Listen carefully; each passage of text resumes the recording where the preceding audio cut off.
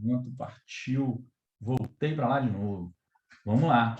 Eu vou começar a aula de hoje, né? A introdução a essa aula de hoje, com perguntas instigadoras que quem trabalha na área de manutenção e vive o dia a dia da manutenção, geralmente se depara com essas situações que estão aqui, ó. Problemas que você pode estar vivendo, ok? Análise de falhas superficiais. Você chega lá, você se depara, análise feita superficialmente, para inglês ver, tipo, cumprir tabela. 2, não é formado um grupo multidisciplinar, né, para analisar a falha. A mecânica analisa lá sozinha, a elétrica sozinha no canto dela, a operação no outro canto, enfim. Não existe uma integração disso, né? Todo mundo sentar para bater um papo ali em cima da falha, com hora marcada, usando uma metodologia para isso.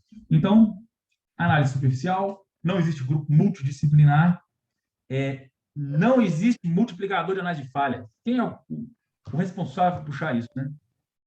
Ações são questionadas por quem deveria executar. Ações genéricas, né? Sem embasamento técnico, mirabolantes, voláteis. Volátil é aquela que evapora igual álcool, ok? Você vai lá, faz aquela açãozinha, comentar em DDS. Mas, cara, será que é isso? O cara foi lá, abriu a tampa do radiador da escavadeira, jogou água quente no rosto dele, queimou o cara. Aí, pô, divulgar no DDS. A gente sabe que isso não vai resolver o problema.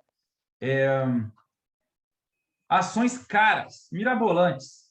O pessoal aproveita a análise de falha ali para poder entubar uma açãozinha que está doido para fazer tem muito tempo, mas não consegue a grana para poder fazer. Então, ação cara, ação não amarrada com a causa, ok? É isso. Baixo comprometimento com o plano de ação. Então, choveu a ação em cima do sistema, caiu para mim lá como responsável, mas eu nem participei de reunião nenhuma, não estou sabendo de nada. Então, a tendência da pessoa é ir lá e dar baixa naquilo, sem executar aquela ação. Então, temos 6 problemas clássicos que você pode estar vivendo aí, né? Só na França que tem esses problemas que eu listei. Na empresa que você trabalha, certamente não existe. Beleza? Ô, Hermes, pode falar. você consegue dar uma explanada na 4 aí de novo? 4. Ações são questionadas por quem deveria executar. Por exemplo, é feita a reunião de análise de falha, traça o plano de ação, só que a pessoa que vai executar, que é o responsável por aquilo, não está lá na análise de falha. Então, é colocado o nome dela, sem ela estar na reunião. Entendeu? Então, depois da reunião, simplesmente põe no sistema e cai lá para a pessoa. Só que a pessoa não estava lá, não sabe a importância daquela ação, não está comprometida com aquela ação. A tendência é dar baixa naquela ação de qualquer jeito, ficar livre dela. Ou faz alguma coisa para o inglês ver, ou não, simplesmente não executa. Dá baixa sem executar, esse tipo de coisa. Então, por exemplo, quando a análise de falha é bem feita, quem é o responsável por fazer aquela ação, a rigor não deveria executar aquilo. Não deveria questionar por que tem que fazer, ok? Ela tem que pegar e fazer e pôr em prática. Mas, na prática, a gente sabe que não é bem assim.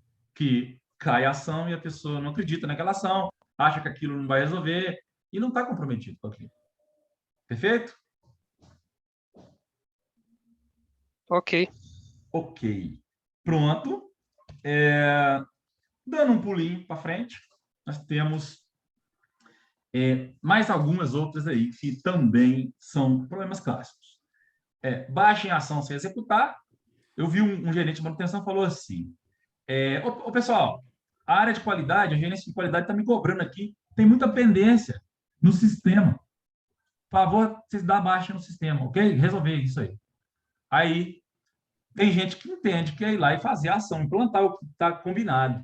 Tem gente que entende que é ir lá e clicar e dar baixa, igual um lubrificador que não lubrificou a máquina, dá ok sem estar ok, beleza? Eu já vi acontecer também. Então, dá baixa sem executar, porque está vencido há muito tempo, alguém está me cobrando, está na minha cola, né? Eu preciso ficar livre dessa ação aqui. 8. Não existe um verificador das ações. O que esse cara faz? Ele confere. De fato foram implantadas as ações que nós combinamos na análise de falha, depois de investigar a causa? Existem evidências de que de fato foi implantado? O cara falou que ia criar um plano de modificação lá e tudo. Cadê o plano? Onde que está? Evidenciou, anexou, provou que fez? E o outro item de checklist o que foi feito atende àquilo que foi pedido na análise de falha? Você está entendendo? Aquilo que originalmente o plano pediu? Então, às vezes, o cara faz alguma coisa para falar que fez, mas aquilo, de fato, não é o que foi pedido e não resolve, e não atende o que a análise de falha precisa para bloquear a causa. Só que às vezes dá trabalho, né? E o cara não está afim de fazer, quer ficar livre do problema. 9. Follow-up das ações deficiente. Falha na execução. Não é feita a verificação da eficácia. Pouquíssimas empresas chegam no nível de ter uma verificação da eficácia. De ir lá, depois que a análise de falha, inclusive foi um dos temas da enquete que nós lançamos no LinkedIn, que foi exatamente isso. Depois de quanto tempo que é o tempo ideal para fazer a... Coloca no chat aí, quem quiser comentar. Quanto tempo que é para fazer uma análise de uma verificação de eficácia? Aí lá eu coloquei várias opções. Eu coloquei, você acha que é 3 meses depois de feita a investigação? Você acha que 3 meses depois de implantada as ações do plano de ação? Você acha que 6 meses ou 12 meses? Perguntei no LinkedIn. Saiu uma pancada de respostas. E várias diferenças, cada um correndo para uma direção que sinaliza que a turma está um pouco perdida em relação a isso. Vou deixar o pessoal jogar no chat aí, daqui a pouco eu respondo. Não vou dar, vou deixar a galera curiosa aqui, por enquanto, qual que é o tempo ideal para fazer isso, no nosso ponto de vista, ok? Ok. Não quer dizer que existe certo e nem errado, não é matemática, mas existem diretrizes, boas práticas que conduzem a uma definição para essa pergunta. Não existe padrão que defina a metodologia, não existe padrão. A falha tem todo dia, mas não tem procedimento de análise de falha. Curioso isso, né? Deveria ter, né? A rigor deveria ter um procedimento. Nem todas as falhas relevantes são analisadas. Parou a usina 2 horas, ficou parado, mas ninguém fez análise de falha. A gente só faz quando o gerente pede, só quando cobra, entendeu? Não tem um gatilho, aí já entra no outro item. 10, não existe gatilho. Gatilho é o revólver, o que dispara a ação, né? Quais ocorrências devem ser tratadas? Um gatilho eficiente é assim, ó, perda de produção ou parada corretiva maior do que 1 hora na mecânica e 15 minutos na elétrica. Um exemplo. Tem que ter uma regra. É obrigatório fazer análise de falha. E tem que abrir uma não conformidade, alguma coisa no sistema que tem que ser formado obrigatoriamente um grupo multidisciplinar para resolver isso aqui. Então, só aí por que nós estamos aqui hoje? É para combater os 10 problemas clássicos da análise de falha mal feita ou não feita, ok? Então, sinais de problema que você pode estar vivendo. Se parece que foi o que você vê na sua empresa, é sinal que você não é o único, porque muita empresa apanha disso aqui, né? Não é à toa. Causas disso. Quais são as causas desses problemas que vocês estão vivendo? Causa. Uso de método ineficaz. O cara usa lá. Eu perguntei, outra coisa que eu perguntei foi isso. Você usa o quê? 5 por quê? Você usa PDCA? Você usa Ishikawa? Você usa Apollo? Você usa Capnetribo? O que você usa? Vai ver se você está usando uma ferramenta muito complicada, que demora, que você não consegue dar vazão. Então, nas análises de falha. Então, o seu método, no geral, é ineficaz. Você está usando um método ineficaz. Outro problema que eu encontro nas empresas, quando eu vou fazer uma consultoria, enfim, que eu também vejo relatos da turma aqui nas aulas de pós-graduação, falta de método. Simplesmente não existe. Cada um usa o que quiser. A empresa não padronizou, então cada um, quando não tem padrão, a empresa, cada um pode fazer do jeito que quiser. Cada um acha o seu método melhor, né? Então, se não tem método, você está no caos, né? Falta de conhecimento de métodos práticos e execuíveis. Qual que é o melhor método? Que é o método prático, que eu consigo executar no dia a dia, bloquear a causa e fazer rodar o PDCA inteiro, por exemplo. Qual que é? Às vezes, muita gente não conhece. Tem tanta metodologia que a principal pergunta que o pessoal não consegue responder é a seguinte: qual metodologia eu uso para esse problema? Esse é um problema. Toda vez que a pessoa tiver em dúvida de qual metodologia usar para esse problema específico que ela está tendo, é um desconhecimento em método. Precisa aprender mais sobre métodos, metodologias. Enfim, é aquilo. Às vezes conhece na teoria, mas na prática um buraco mais embaixo, talvez, né? Na prática precisa lapidar. Falta de sistematização do processo de análise de falha. A gente tem noção de método, tá? Mas a gente não tem uma regra, não tem um gatilho, a gente não tem um procedimento, A gente faz de vez em quando, mas isso aqui não tem uma cartilha que a gente segue à risca e faz isso. Isso não faz parte da nossa rotina. A gente não é cobrado sistematicamente por isso aqui. É outra causa, ok? Falta de apoio da liderança. Se não tem um líder que conhece de métodos práticos e execuíveis, que padroniza isso, combina qual método que vai usar com o pessoal e cobra para fazer, não faz, porque tem que vir top-down. O líder tem que cobrar. Falta de gente focada em melhoria. Não tem gente para fazer. As empresas hoje em dia estão cada vez mais enxuta, produzindo no talo, tendo que gastar cada vez menos para poder ser viável. E é isso. Às vezes tem só gente apagando fogo. Então, você vai ficar apagando fogo até morrer, pô. Porque tem que ter gente focada em melhoria. Ou tem que ter, pelo menos, parte do tempo de quem está apagando fogo tem que ser dedicado à melhoria para poder não somente apagar o fogo, mas também trabalhar em cima de bloqueio de falha. Ok. Falta de condições ideais para fazer. Sabe que dia que você vai ter condições ideais para fazer? Nunca, jamais. Então, você não pode esperar, se você não tem um gestor que te cobra, se não existe um procedimento de análise de falha na sua empresa, por que não você criar o procedimento? Por que não você fazer uma proposta de sistematização do processo? Por que não você organizar e liderar e puxar isso aqui e fazer isso acontecer, né? Aí eu poderia puxar a frase do nosso amigo Mário Sérgio Cortella, né? Ele fala assim: faça o seu melhor até você ter condições melhores de fazer melhor ainda. Olha que frase interessante.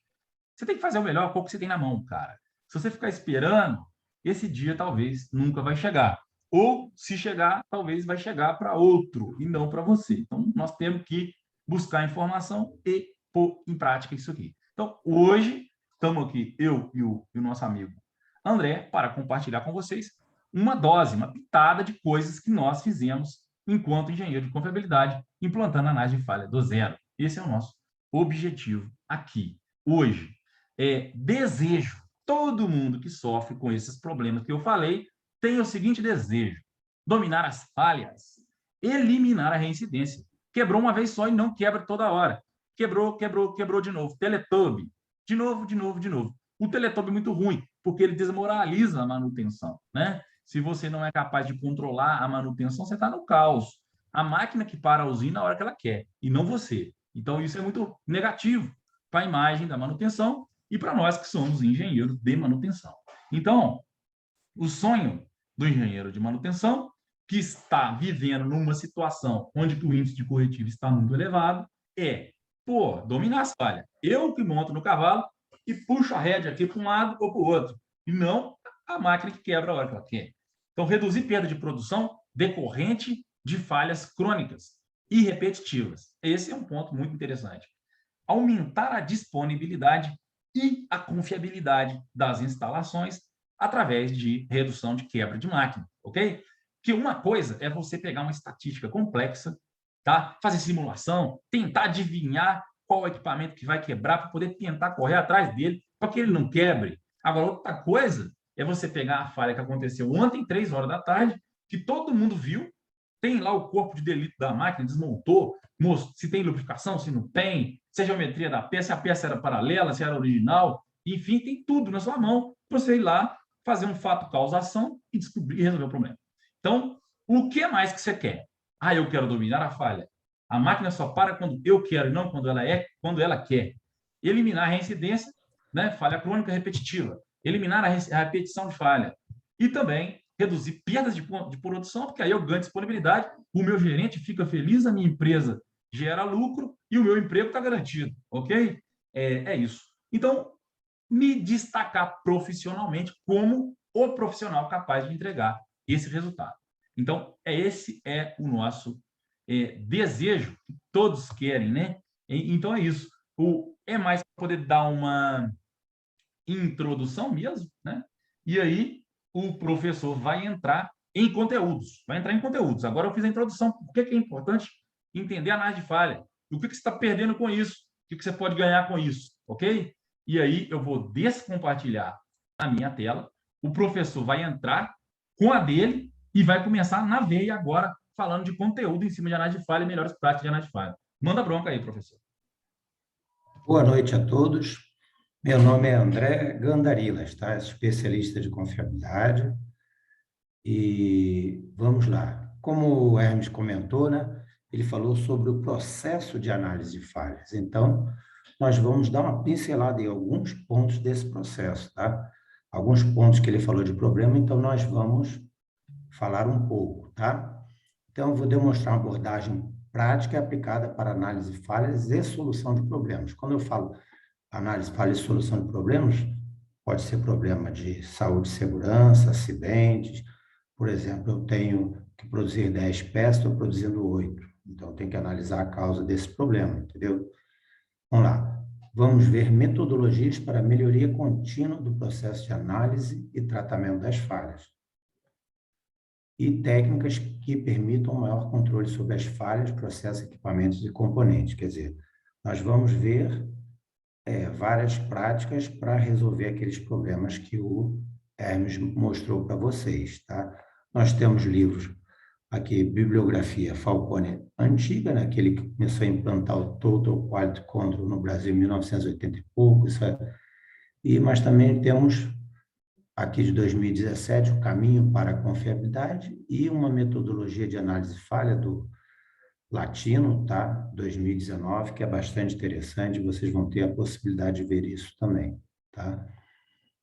Então, vamos falar alguns conceitos e importância da análise de falha. Primeiro, para começar, o que é um problema, o que é uma falha? Existe um desvio barra falha? Quando eu falo desvio, eu dei o exemplo ainda há pouco. Eu tinha que produzir 10 peças por hora, estou produzindo 8. Então, é um desvio. O equipamento quebrou, é uma falha, tá? A causa é desconhecida? Sim. Precisamos conhecer a causa para tomar ação eficaz? Sim. Então, isso é o problema, tá? Isso vai ser o nosso problema. A falha é um estado em que o sistema, equipamento ou componente se encontra e não pode mais cumprir sua função satisfatoriamente. Isso aqui é do RCM, né? Então, conceito de falha. Agora, ele falhou por quê? Ficou completamente inutilizado. Ele funciona, mas não suficiente para o fim que se destina. Deveria produzir 10, está produzindo 8, 7. Não, eu considero uma falha. Agora, ele funciona, está funcionando, mas só que a qualquer momento pode explodir. Então, ele oferece risco à saúde e segurança do meio ambiente. Então, também está dentro do processo de falha. Então, vamos lá. Nós vamos ver alguns conceitos bem simples, falha funcional e modo de falha. Aqui temos um sistema de aquecimento de água. Esse sistema aqui, a função é aquecer a água 5.000 litros por hora, de 24 a 70 graus Celsius, 24 horas por dia. Falha funcional, como eu falei anteriormente, não aquece nada, aquece, mas abaixo do limite especificado. Por exemplo, eu só aqueço 2.000 litros por hora, então não me atende. O modo de falha. Por exemplo, um dos modos de falha para não aquece nada é a resistência queimada. Um dos modos de falha para aquece, mas abaixo do limite especificado, é potenciômetro danificado. No caso aqui, aquece, mas abaixo do limite especificado. O outro modo de falha, resistência danificada. Ela não está totalmente queimada, ela está danificada, tem uma parte que está funcionando, estou aquecendo, mas não o suficiente. Então, um conceito bastante importante, que é modo de falha, maneira ou forma de como ocorre a falha funcional. Vamos lá. Então, aqui o processo de análise de falha. Vou fazer uma análise de falha. Vamos lá, pessoal. Eu vou fazer a análise de falha, eu ponho o evento e vou fazer um brainstorm de todos os modos de falhas possíveis. O que vocês acham? Vocês estão conseguindo ver no chat, responder?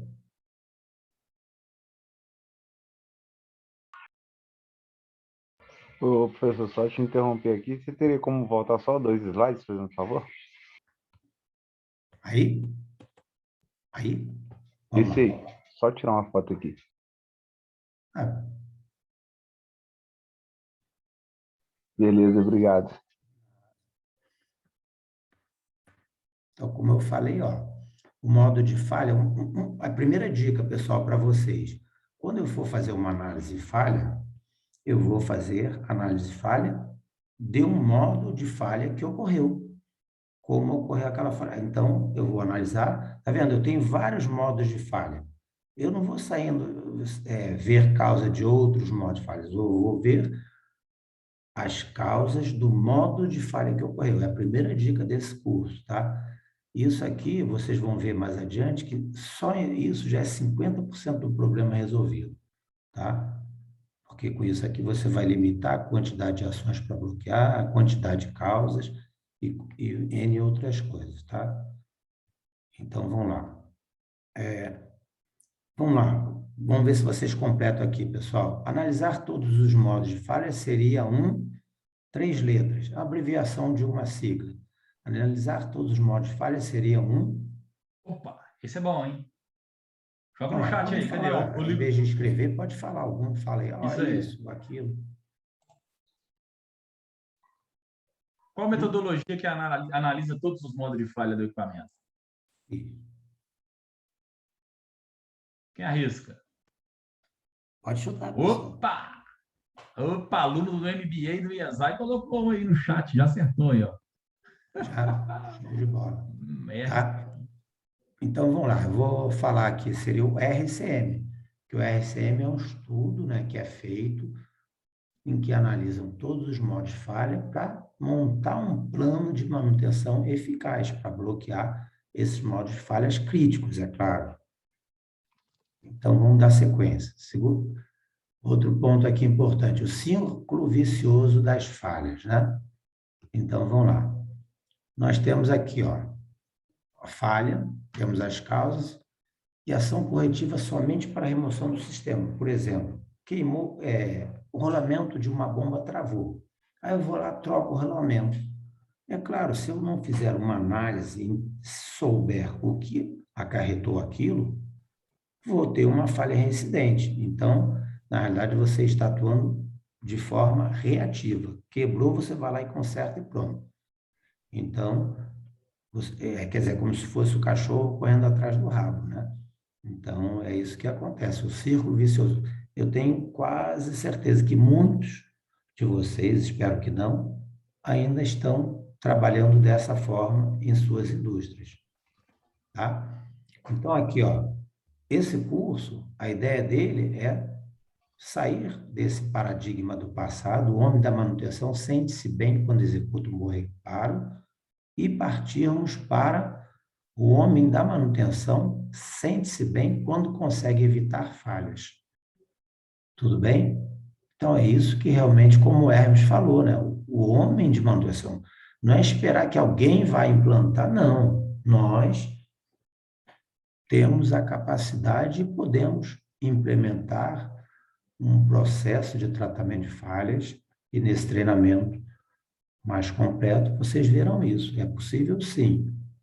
O Hermes fez lá em Catalão na época, eu fiz aqui na Baixada em várias unidades. Isso é possível, sim. Vamos lá, aqui eu vou mostrar uma matéria bastante interessante para mostrar a importância do processo de análise de falhas, tá? Nós temos as plantas reativas aqui, ó. Isso aqui foi um estudo de LEDE em 1994, disponibilidade de 83,5%. Se você melhora o planejamento, poxa, você tem um ganho. Se você melhora a programação, com certeza vai ter um ganho. E elas são fundamentais também para o processo de análise falha, porque você vai ter que programar ações corretivas, você vai ter que programar várias coisas para que isso ocorra. E se você melhorar a sua manutenção preditiva e preventiva, você também tem ganho. Aqui está errado, tá, pessoal? Então, se você faz essas 3 táticas, você consegue ter um ganho de 5% na disponibilidade, hein? Agora, se você implementa, bem implementado, o processo de análise de falhas, você tem um ganho de mais de 10%. Então, esse ganho é significativo. Isso aqui é a galinha, os ovos da galinha dos ovos de ouro, né? Então, o profissional que conseguir fazer isso, realmente ele vai se destacar dos outros. E isso qualquer um de vocês tem essa possibilidade, sim, de executar na indústria de vocês. Então, nós vamos sair para o conserta para sempre, ao invés de conserta sempre, tá? Você vai fazer um conserto atuando na causa raiz e não vai ter mais recorrência. Quer dizer, quando a falha ocorre, você garante que não recorrerá. E ao longo do tempo, o número de falhas diminuirá, tá? Então, vamos lá. Isso aqui, em dezembro de 2016, eu fui convidado a mudar de unidade, porque lá não estavam conseguindo atingir a produção orçada.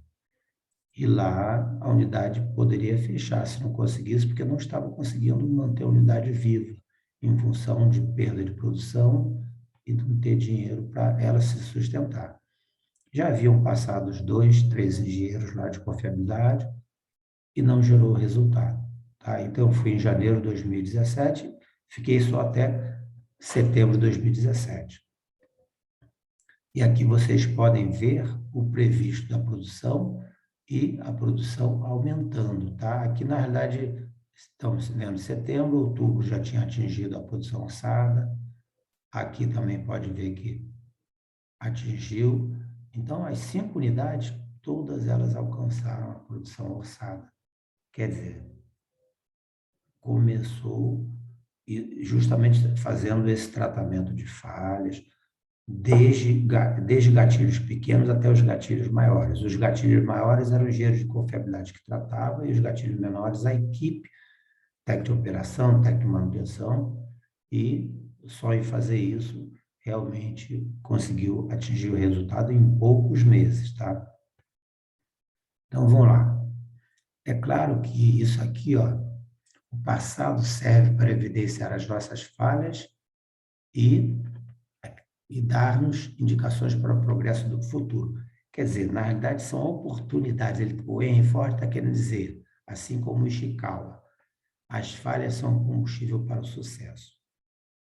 Quer dizer que é um campo de oportunidades para você gerar resultados numa unidade, numa planta, não importa onde, e você se destacar, tá? Então, isso aqui acontece realmente. Eu, por exemplo, entrei na CEMOC em 2018.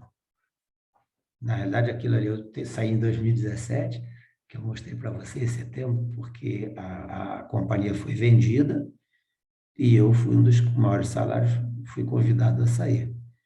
Aí depois eu entrei na CEMOC e lá comecei do zero todo esse processo. Então, lá, fazendo esses trabalhos de análise de falha, aplicando o MASP, que a gente vai ver, em poucos meses eu fiz a apresentação para a diretora e o diretor gostou e falou, você vai apresentar para o presidente americano. Entendeu? Então, isso mostrando para vocês que o processo de tratamento de falhas é o local que gera mais resultado, mais rápido e promove quem puxar isso. Então, é isso que eu estou mostrando essa oportunidade para todos vocês que estão assistindo essa live, tá? Então, vamos lá. Aqui, ó, nós temos o círculo vicioso das falhas, tá? O que acontece muito comumente temos as falhas pontuais, são falhas maiores que ocorrem, né? Então, tinha lá uma armadilha, ninguém bloqueou, aí ocorreu. Então, o Hermes falou de ter gatilho para essas ocorrências e também ter gatilhos para ocorrências menores, por exemplo, ocorrências crônicas reincidentes. É claro que tudo isso eu tenho que levantar dados. Se eu tiver informação, a unidade dentro dessa planta, eu tenho 5 unidades. Qual unidade é mais crítica? Qual unidade está me gerando mais perda? Opa, eu vou dar atenção naquela unidade. Aí depois eu pego aquela unidade e vejo quais são os equipamentos que geram um maior percentual de problemas. Então, aquelas ocorrências eu vejo que são crônicas, reincidentes. O que eu faço para eliminar isso? Então, eu utilizo um MASP, metodologia de análise e solução de problema, que a gente vai ver daqui a pouco, um DMEIC, que é similar. Utilizo um FIMEA, um RCM, tá? Ou análise de problema potencial, que é uma ferramenta que eu vou mostrar para vocês, não hoje, que eu consigo ver problemas potenciais futuros e gerar ações preventivas e ações de contingência caso aquele problema potencial levantado pela equipe venha a ocorrer. É claro que as ações preventivas são para bloquear que nem ocorra, tá? Mas caso venha a ocorrer, tem ações de contingências para minimizar o impacto. Tá? Então, vamos lá. Aqui, ó, nesse caso, nós sabemos que o equipamento, ele é projetado para uma certa resistência, está aqui, e suportar o esforço que está desse lado. É claro que todo equipamento tem uma margem de segurança. Se ele operar nessas condições, maravilha. A confiabilidade ao longo do tempo desse equipamento vai durar o que ele foi projetado.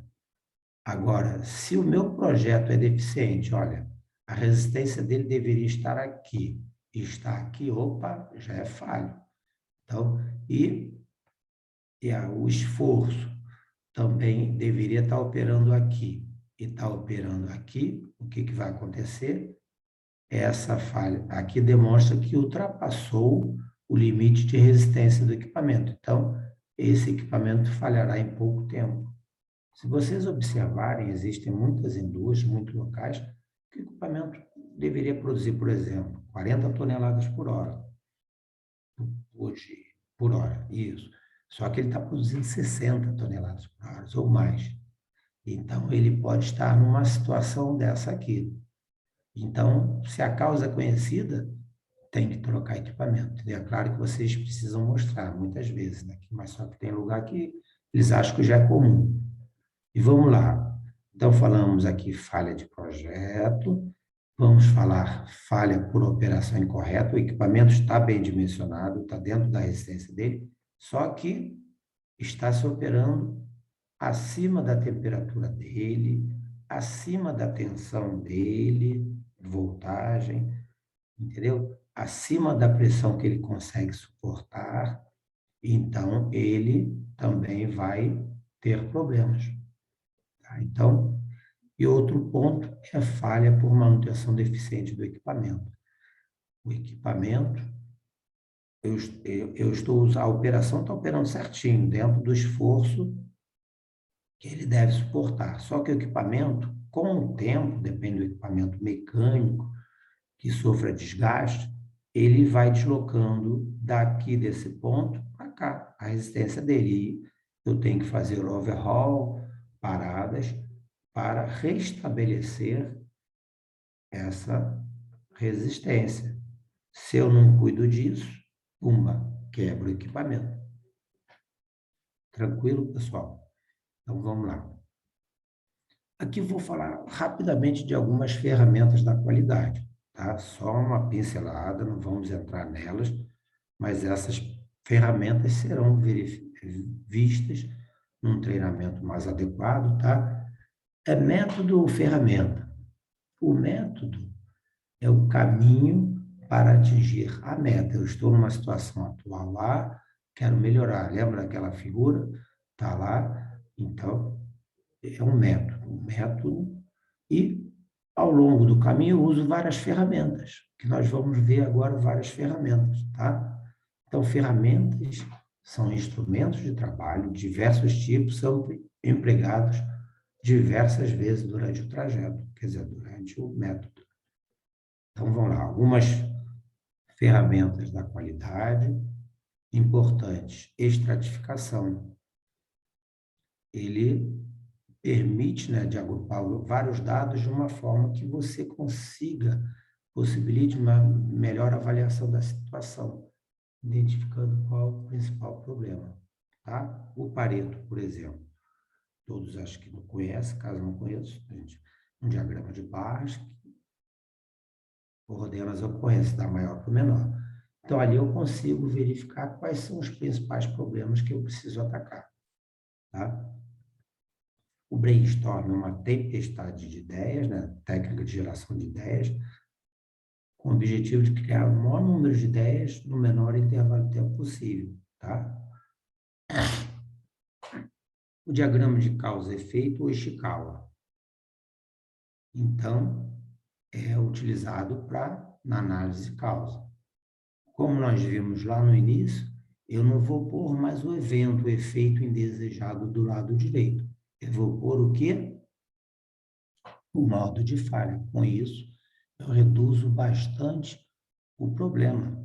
A análise, né? Reduzo, quer dizer, eu agilizo a análise, tá? Porque se você deixar um texto aberto do lado direito, todo mundo vai falar, não, pode ter sido isso, foi aquilo.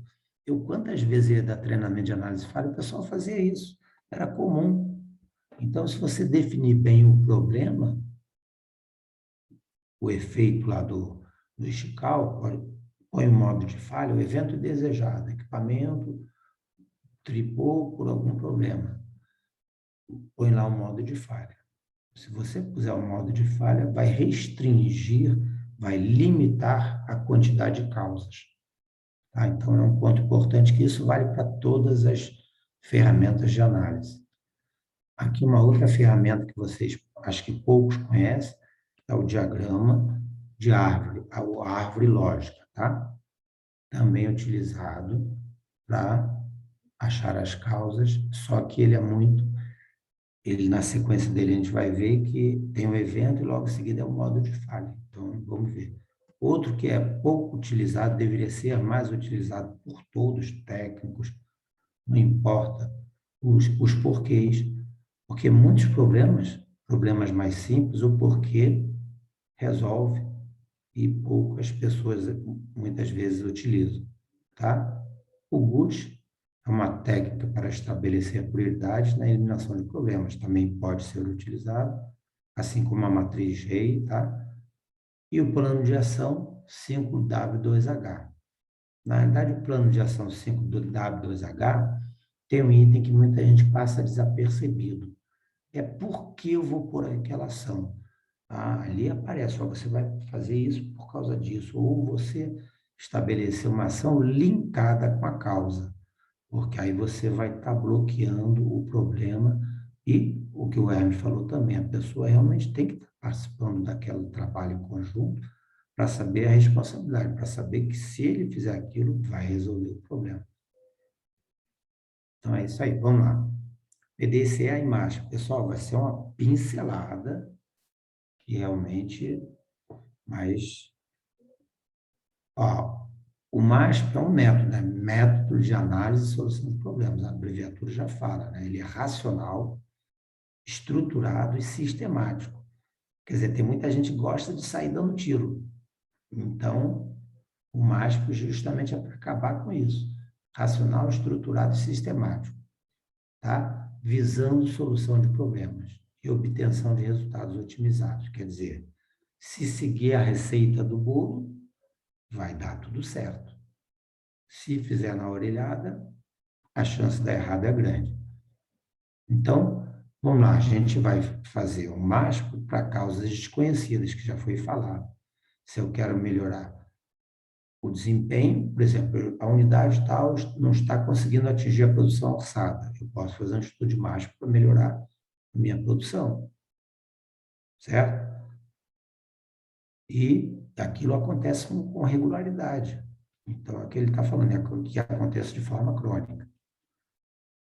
O MASP utiliza o ciclo PDCA em 8 etapas, que a gente vai ver. Aqui é um resumão bem tranquilo, tá? As 8 etapas do Aqui temos o PDCA e as 4 etapas de um processo MASP, tá? Aqui é a identificação do problema. Só para um resumão. Aqui não é gatilho que vai disparar uma análise de falha. Aqui é um problema crônico que ocorre, então eu vou ter que identificar esse problema. Como eu vou identificar esse problema? Se eu fizer um Pareto das unidades, por exemplo, vou ver qual unidade está perdendo mais produção. A unidade X. Dentro daquela unidade X, qual equipamento que está quais equipamentos estão me gerando essa perda maior? Pareto, pumba. Entendeu? Então, posso estratificar.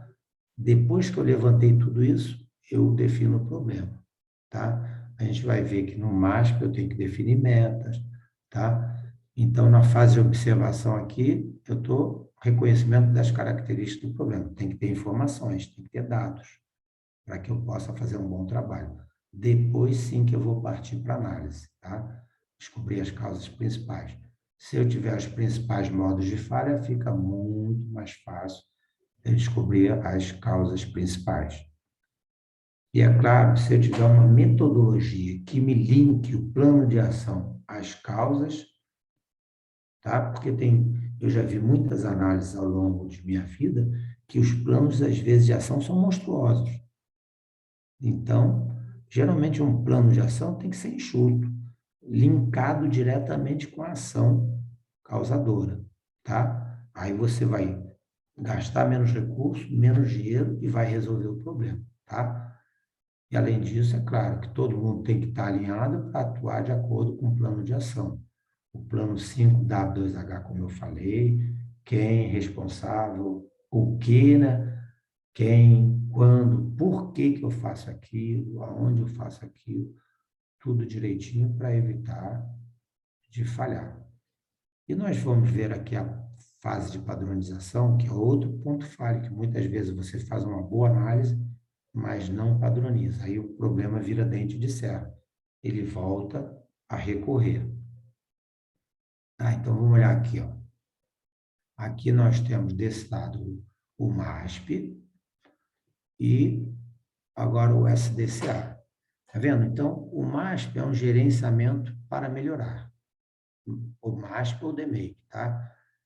Eu tenho que estar, ó, processo de tratamento de falhas, eu tenho que revisar a revisão periódica dos problemas crônicos. Espera aí, deixa eu ver quais problemas crônicos eu melhorei e quais que eu tenho novos. Priorizo os problemas crônicos, estabeleço metas, aplico o PDCA para melhorar e, depois que eu fiz tudo isso, eu tenho que padronizar, que é o SDCA, S de Standard, é o gerenciamento para manter. Eu preciso ter procedimentos, eu preciso ter pessoal treinado, qualificado, tudo para garantir aquele resultado, tá? Seria esse slide de novo, mas mostrando bem isso, tá? Que no caso, ó, aqui eu estou nesse nível atual. Vou montar um trabalho para reduzir essas ocorrências para esse nível, tá vendo? Então, eu faço um MASP, ó, um MASP para melhorar, um DMAIC, um RCM, ou às vezes um FIMED processo, não importa, para melhorar aonde eu estou perdendo, tá? E depois eu tenho que fazer o SDCA, que é a padronização, para manter esse resultado. Senão você às vezes consegue bons resultados e não consegue, tá? Aqui um exemplo real, tá?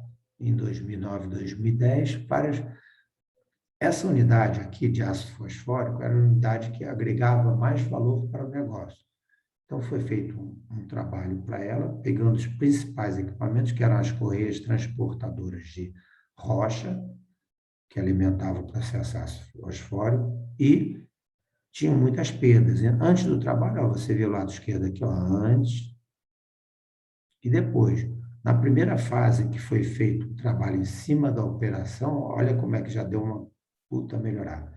Sem mexer com equipamento, só levantando informações, que é um outro ponto importante que eu não falei, mas é uma dica. A fase de observação de levantamento de informações é fundamental para que você faça uma análise bem feita. Então, detectou-se que a operação de carregamento de rocha, que era feita com pá carregadeira, que era feita por terceiro, no turno da noite, gerava esses picos aqui de perda de produção. Então, só conversando na mesa com o supervisor da produção, chamando, já deu uma queda significativa de perdas. E depois foram feitas melhorias, quer dizer, atuou-se nos problemas da manutenção, tá? E aí também foi lá para baixo, ó. Isso aqui, e falavam que o equipamento estava mal dimensionado para aquela produção que estava, mas não era verdade. O equipamento estava, claro que foram feitas algumas melhorias, mas melhorias simples, tá? Soluções bem simples para chegar nesse resultado. Então, vamos lá. Redução aqui, mudança cultural, tá? Na realidade, o treinamento completo disso aqui, vocês vão ver o que fazer e por que fazer. Já mostrei a importância para vocês e vão ter todas as metodologias na palma da mão de vocês. Vocês vão fazer vários exercícios para treinar a sua habilidade. E é claro, como o Hermes falou, vai depender da atitude de vocês quererem fazer isso ou não. Então, a gente vai, no nosso treinamento, além de ter as aulas, depois o Hermes vai mostrar isso para vocês, vai ter assessoria para que possa ser tiradas dúvidas e problemas reais na aplicação do dia a dia, tá? Então, vamos lá. E por último, vou falar um pouco de uma ferramenta que eu falei logo no início do livro, da Bibliografia 2019 Latino, né? Árvore Lógica, que é uma ferramenta que eu considero bastante interessante, bastante prática, fácil de fazer, de montar. A diretoria, os níveis de alta gerência, pessoal de baixo gosta, porque você consegue enxergar o caminho que leva à causa. E você consegue chegar nas causas que a gente vai ver daqui a pouco. Tá? Então, vamos lá. Construção de uma árvore lógica aqui, ó. Descreva o evento, como eu falei, equipamento, deu um problema, tal dia, tal. Depois eu ponho um modo de falha. Só que eu não preciso pôr todos os modos de falha. Vou pôr o modo de falha que ocorreu, que eu fui lá no campo e vi que aconteceu. Então, só aqui eu já, pumba, já vou seguir esse caminho. Não preciso mais ir para lá, ir para cá, nada disso. Então, como eu falei, ó, fatos relacionados a uma falha, maneira como uma falha é observada, o modo de falha que eu dei lá no conceito no início. Depois, aí sim eu vou entrar com um brainstorm para fazer as hipóteses. Mas o que causou, ó, tá vendo? A pergunta é o que causa esse modo de falha? Então, aqui eu restringo bastante o brainstorm, direciono e torno mais efetivo minha análise. Depois, outro ponto importante é verificar as hipóteses. Eu não vou sair falando mais outras hipóteses, hipótese da hipótese. Não, eu vou verificar se é verdadeiro, continua. Se é falso, para. Daqui a pouco eu vou mostrar exemplo, isso vai mostrar bem isso que eu estou falando.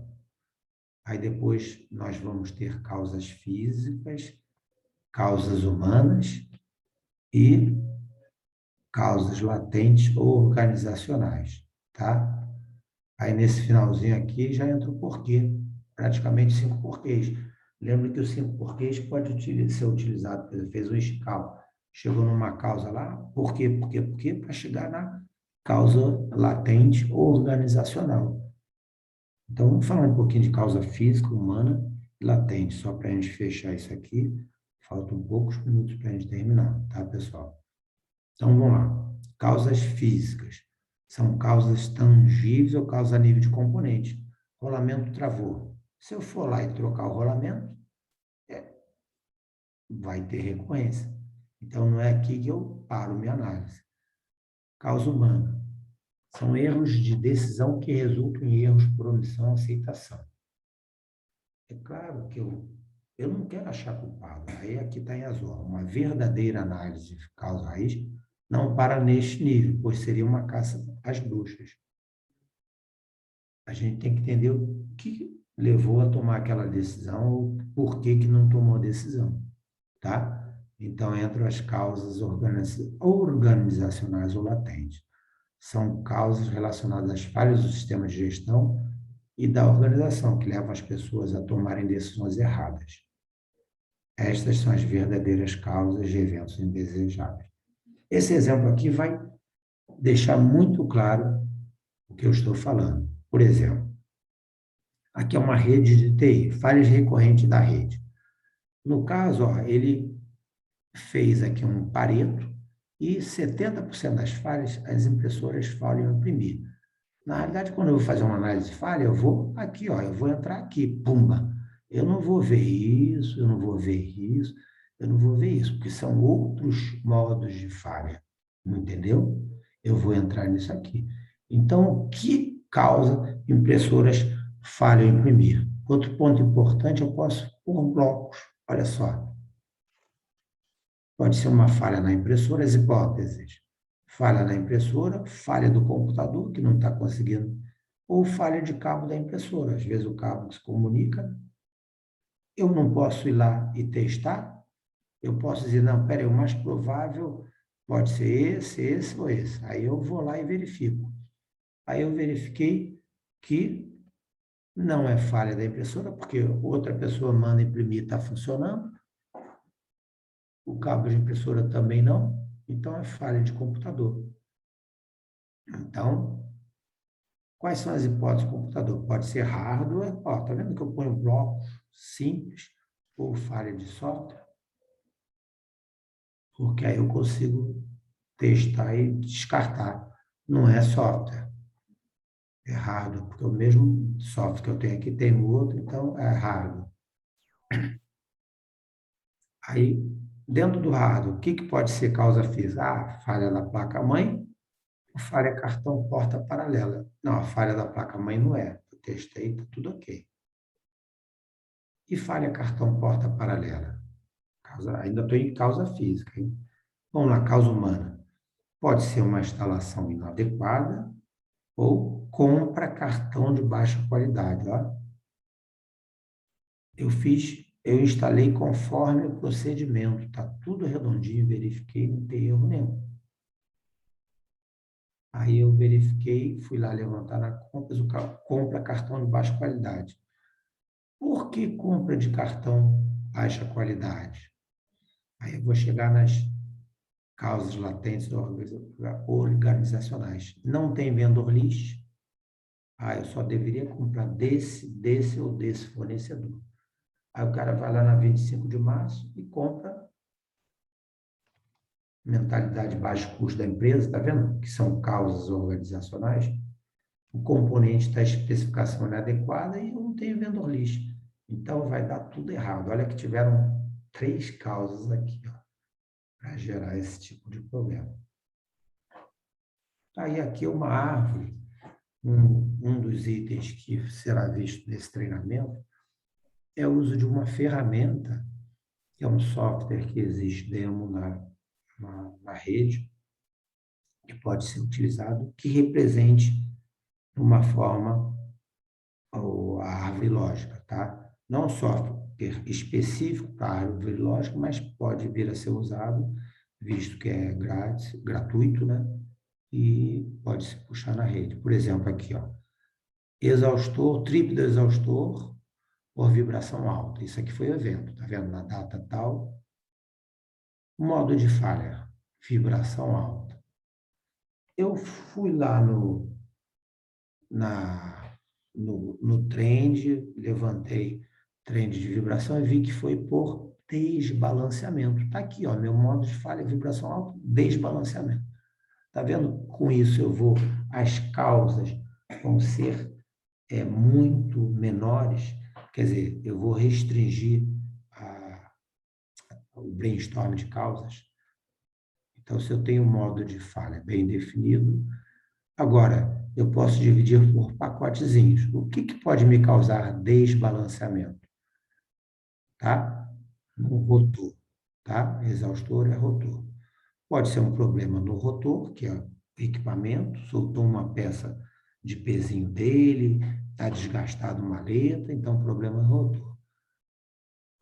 Aí foi lá no campo, viu, não tinha problema nenhum no rotor, ele estava perfeito. Então, ó, já neguei, falso. Produto agregado no rotor. Abriu lá, viu que estava cheio de produto no rotor. Verdadeiro. Ó, então, esse continua. Excesso de água, tem uma água de lavagem, também poderia vir ocorrer. Falso. Tá, e o pessoal chegou, não, também tem água. Foi lá verificar, não.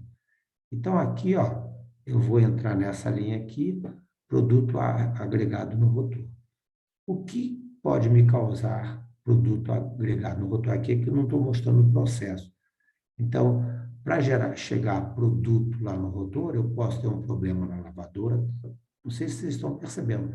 Estão sendo divididos em caixinhas, porque eu tenho como ir lá e verificar essas caixinhas. Problema de processo no secador, que é um tambor rotativo secador, que o produto passa por ele, sai numa certa temperatura, e depois vai para o ciclone, por isso que aqui pode ter problema no ciclone, e depois que vai para a lavadora, tá? Então, o processo estava redondinho. Então, ó, já descartei de cara isso aqui. Eu não vou ficar vendo hipóteses aqui dentro, o que que causa isso aqui. Então, eu vou em cima dessas causas aqui, que são verdadeiras. Foram verificadas e daí por diante, pessoal. Tá? Eu queria só mostrar isso, não mostrar toda a análise, e vou chegar lá no final, que é, tá vendo, tem causa humana, constante reparação na carcaça, aí depois chegou a especificação da bomba inadequada para aplicação. Tá? Então, isso aqui é uma causa. Depois, quantidade de bomba reserva não atende, bomba reserva para substituir. Então, tinha vários fatores para chegar nessas causas aqui. Tá? Então, após isso, realmente você bloqueia o problema, você resolve. Isso aqui é feito com uma equipe multidisciplinar, tá? Todos participam de operação, de manutenção, de inspeção. Aí você chega na causa aí. Tá, pessoal? Eu espero que tenha dado conta do recado. Gostaria que vocês ficassem à vontade para perguntar. Não sei como Hermes pretende conduzir isso aí. Perguntas, Tá? temos tempo para perguntas, questions. Muito bom. Só enquanto o pessoal vai elaborando as perguntas na cabeça deles aí, volta um pouquinho na 2 slides atrás, só para me comentar. Vamos lá. Ô, pessoal, só agregar um pouquinho aqui. Pode deixar toda aberta. Não, esse aí mesmo. Esse que estava aí agora. Esse que estava a árvore lógica. Deixa a árvore aberta. O próximo. Próximo. Esse Isso, aí? abre a árvore toda. Abre. Qual é o principal uso desse negócio aí? Para que serve isso? Isso daí é importante dizer que não é FTA, né? Que é aquela árvore de falha clássica, né? Isso aqui é uma árvore lógica, que é uma ferramenta visual que serve para apresentar um relatório de análise de falha para um gerente, de forma que o cara bate o olho e sabe o que foi, como o que foi analisado, quais foram as hipóteses, quais hipóteses foram descartadas, qual é a causa, o que será feito para bloquear a causa. Então, só de bater o olho no negócio, o gerente entende. Então, o professor, nosso amigo André Gandarilas, ele pesquisou ao longo de muitos anos fazendo análise de falha, como que ele poderia deixar isso nítido, claro, para o gerente, ou o diretor, ou o gestor, um cara que não é da área, o cara não quer saber de parafuso, de graxa, o cara não está afim de saber de rolamento, de folga, o cara não quer saber isso. O cara quer bater o olho e falar assim, qual era o problema? Quais foram as hipóteses que o time levantou? Quais hipóteses foram descartadas? Quais são as causas mais prováveis? E o que será feito para bloquear essas causas? Então, entende que essa árvore lógica entrega tudo isso? É importante que vocês tenham claro para vocês o seguinte, o processo de resolução de problema, ele passa por uma etapa importante, que é o brainstorming, que é levantar opiniões, né? Então, o que você acha que fez quebrar, rasgar a correia transportadora? Um exemplo. Aí o cara fala assim, eu acho que tem que instalar o detector de rasgo. Opa! Fala assim, peraí, meu amigo, como é que é o negócio? Eu estou falando hipótese, eu não estou falando ação ainda. Você queimou todas as etapas do MASP, você pulou para o plano de ação, é muito comum isso. O professor está até rindo lá, porque só na França que tem. Então, pô, nós estamos levantando hipótese. O cara já fez um julgamento mental, já descartou um monte de hipóteses, já está falando o que tem que fazer. E pior ainda, ele quer impor a hipótese dele. De repente, ele quer que instala um detector de rasgo de correia que custa R$180 mil, sendo que bastaria ele fazer uma revisão no chute lá, que está soltando placa de aço e está rasgando a correia transportadora todo dia, que seria muito mais rápido, barato e simples. Ok? Então, a gente tem essa ferramenta que é de muito valor agregado, que está sendo apresentada para vocês. Acredito que a maioria aqui não conhecia, que quem conhece fala para mim, fala assim, que primeira vez que eu estou vendo isso aí, dá um feedback aí no chat aí. Já conhecia? Já tinha visto? A maioria das pessoas nunca viu essa ferramenta da árvore lógica de falha. Eu te falo uma coisa, eu trabalhei muitos anos com análise de falha. Foi depois de bastante tempo que eu fui ver essa ferramenta e, além de ver essa ferramenta, ver esse uso que o professor André Gandarilas deu para essa ferramenta. Entende? Então, é bem interessante essas aplicações, né? Olha lá, primeira vez. Beleza, Liel, obrigado. E geralmente é a primeira vez, porque a ferramenta não é muito difundida, né? O professor testou muita coisa. Pô, 5 por quê? Nós testamos, já fizemos lá roda de conversa de engenheiro de contabilidade. Nós testamos análise de falha. Testamos 5 por quê para análise de falha. Conclusão que nós chegamos. Não é recomendado usar exclusivamente os 5 porquês para falar assim, eu só vou usar 5 porquê para fazer minha análise de falha. Não é recomendado.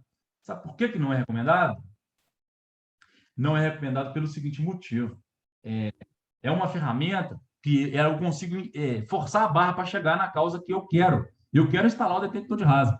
Então, eu vou responder o 5 por quê, vou forçar a barra para falar que a causa é falta do detector de rasgo. Está entendendo a ideia? Então, é uma metodologia rápida, simples de fazer, porém superficial demais, para ser adotada como metodologia de análise de falha.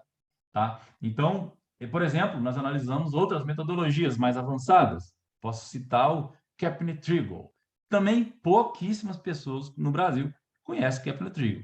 Kaplan-Trigo tem várias divisões de metodologias, de submetodologias. Uma delas é a APP, a análise de problema potencial, que é para prever dificuldade futura. Mas, além dessa, tem a análise de problema, que é a AP. Essa é uma puta de uma ferramenta. O principal diferencial dela é exatamente falar de o que mudou. Fala assim, pô, a máquina funcionava perfeitamente, mas o que mudou? Ah, o que mudou foi o fornecedor. Agora mudou. Depois que mudou o fornecedor, começou a quebrar. Entendeu? Ah, foi depois que alterou o intervalo de lubrificação. Ah, foi depois que aconteceu tal coisa. Então, ele bate muito pesado em distinção e mudança. Porém, é uma ferramenta muito top, porém complexa e um pouco demorada, que ela exige uma coleta de informações muito fina, que exige mais do que uma reunião. Então, por esse motivo, ela só deve ser usada em problemas que realmente requerem uma análise muito funda, que você não está encontrando a causa. Vou te dar um exemplo onde que eu já usei ela. Existia um problema na unidade que eu trabalhava, que era o tombamento de caminhão fora de estrada. Foi feito mais de 10 análises de falha, ninguém descobriu por que era que estava tombando. E aí a área de segurança foi lá e chamou a engenharia de confiabilidade para ajudar eles a fazer a coleta dos dados e usar as metodologias apropriadas. Eu usei 3 metodologias diferentes. 5 por quê? Não me ajudou em nada. Usei um PDCA e usei o KT. O que me resolveu o meu problema foi um PDCA estruturado com uma pitadinha muito pequena do KT. Porque o grande problema era que tinha mudado o caminhão. O caminhão antes era um caminhão fora de estrada, 170 toneladas, e passou a usar o caminhão rodoviário. Porém, as estradas, a geometria das curvas não era adequada. Aquela geometria de curva daquela mina, o caminhão tombava. E aí, a principal ação foi, depois que foi descoberta a causa, mudar a geometria das curvas da estrada, para o caminhão parar de tombar. Mas isso os caras já tinham visitado a Scania, a Volvo, os maiores especialistas em caminhão, para tentar descobrir por quê, cara. Você está entendendo? Sem necessidade nenhuma, porque o problema estava lá na frente deles. Precisava de um processo estruturado de coleta de dados, fazer o fato causa-ação bem feito. Então, o PDCA resolve 90% dos problemas. O KT você vai usar uns 10% aí, que tiver difícil de resolver. E o 5 porque ele é bom para o operador coletar os dados, para o mecânico que está lá na frente lá do serviço, fazer algumas perguntas simples na cabeça dele. Mas por quê? Por quê? Por quê? Para o cara organizar minimamente as informações. Então, assim, perguntas. Vamos ver aí, pessoal. Tem alguma pergunta específica aí que o pessoal queira saber? Eu vou dar enquanto não tiver perguntas, se tiver, joga no chat. Ou se quiser ligar o microfone, também pode. Enquanto isso, eu vou dar só mais uma palhinha breve. Uma das enquetes lá que eu falei no LinkedIn, que eu perguntei para o pessoal, foi o seguinte: quanto tempo depois que é bom fazer a verificação da eficácia numa análise de falha? Ou seja, já investiguei, já sei a causa, já montei meu plano de ação, e agora vou começar a fazer. Beleza. Nas empresas em que eu trabalhei, né, eu vi várias situações diferentes e pratiquei algumas diferentes. Enquanto engenheiro de confiabilidade, eu já me deparei com essa pergunta várias vezes. E aí, eu digo para você o seguinte: uma das perguntas que eu joguei, uma resposta que eu joguei no LinkedIn, ela está jogando o pessoal no mato. Eu falei assim, 3 meses depois de fazer a investigação. Tá, Mas não é bem isso, porque, pô, não interessa quanto tempo tem que eu fiz a investigação, se eu não implantei nada. Então, tem que ser depois de implantar as ações para poder começar a medir os resultados. Então, se eu não implantei nada, não tem sentido medir nada. Então, depois que eu implantar o plano de ação, as ações principais, né? Porque eu tenho 4 ações no meu plano de ação. Se eu implantar uma só, já pode dar um pequeno resultado, mas o ideal é que eu consiga comece a medir depois que eu implantei meu plano de ação, as ações mais robustas, que estão mais amarradas na causa, que eu entendo que vão dar mais resultado, né? E tem gente que prefere só falar assim, eu só vou começar a medir depois que eu implantar tudo. Falei, tudo bem, é uma opção sua. Tempo mínimo para fazer isso. 90 dias depois do plano implantado. Tempo mínimo. Você pode começar a medir imediatamente depois de implantar as ações? Até pode. Mas um tempo mínimo seria uns 90 dias. Inclusive, grandes empresas, a própria Gerdau coloca como regra que ela segue a cartilha lá do Falcone, né? Fala que 90 dias depois de implantar a análise de falha, deve fazer a verificação da eficácia, para medir se realmente parou de quebrar. Então, só que eu falo assim para você, quem respondeu isso, eu falo, legal, é uma boa resposta, mas não a melhor, porque isso é muito bacana em falhas operacionais. Imagina só, eu vou lá, se for uma falha de operação, basta eu ir lá e mudar uma variável do processo. Eu vou mudar a quantidade de reagente numa flotação de uma mineradora, sei lá. Com um turno eu sei se melhorou ou não. Agora, na manutenção, meu caro, você fala assim, é obrigatório você medir 90 dias depois de realizada uma análise de falha. Olha só, você coloca essa regra. Aí você fala assim, pô, mas tem uma ação aqui, Hermes, que tem que fazer uma modificação lá no chute da correia transportadora. E eu só consigo implantar na parada. Essa parada vai acontecer daqui 6 meses. Então, você falou que daqui 90 dias você vai medir, você não implantou? Então, não faz sentido nenhum, ok? Qual que seria um tempo máximo para você fazer isso? Eu já fiz assim, ó. Quando eu era engenheiro de confiabilidade, tinha muitas análises de falhas em andamento. Então, eu falei, eu vou fazer anual. Uma vez por ano eu paro aqui. Não é uma vez por ano eu paro. Toda análise de falha eu coloco uma ação a mais nela. Depois que eu acabar o plano de ação, eu colocava uma ação a mais. Fazer a verificação da eficácia dessa análise de falha. Aí eu colocava 12 meses depois daquele evento. Só para me ter um checkpoint. Para me chegar lá e falar assim, essa análise aqui realmente resolveu o problema? Quase 1% das pessoas responderam isso no LinkedIn. Eu já fiz isso e funciona. Mas um ano, pô, é muito tempo. A gente é muito imediatista às vezes também, né? Então, um ano é muito tempo. 6 meses é bacana? Eu não tinha fôlego para fazer. Então, por isso eu pus um ano. Entendeu? 3 meses eu acho muito pouco. Um ano é muito.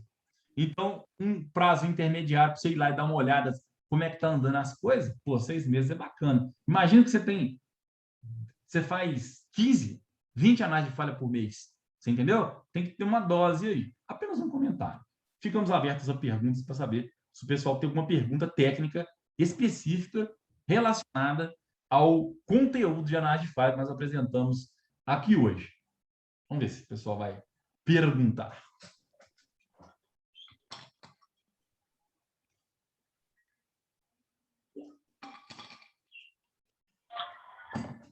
Pode ligar o microfone, pode botar no chat. Não fiquem tímidos, não, pessoal.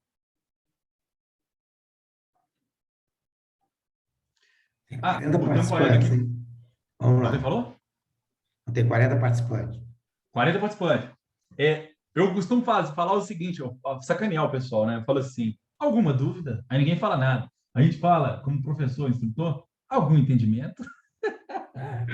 Ou nós explicamos tudo, ou nós não explicamos nada. Brincadeira, pessoal. Ou então o pessoal está tímido.